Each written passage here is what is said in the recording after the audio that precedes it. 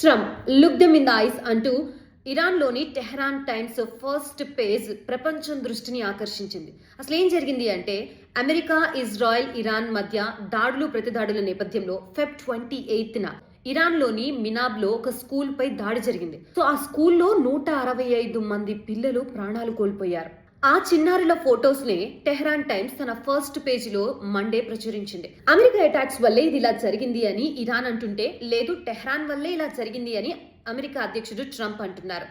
And మరోవైపు Iran ఆయుధాలకి ఖచ్చితత్వం అనేది ఉండదు, అందుకే స్కూల్ పై అటాక్ ఘటన ఆ దేశానిదే బాధ్యత అంటున్నారు ట్రంప్.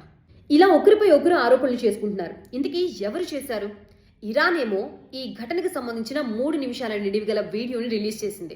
ఇది పరిశీలించిన బెల్లింగ్కాట్ అమెరికా ప్రయోగించిన తోమ్హక్ క్షిపణి పేలుడికి కారణంగా చెప్పింది. మొత్తానికి కారణం ఎవరైతేనే ఇక్కడ 165 మంది పిల్లల ప్రాణాలు కోల్పోయారు.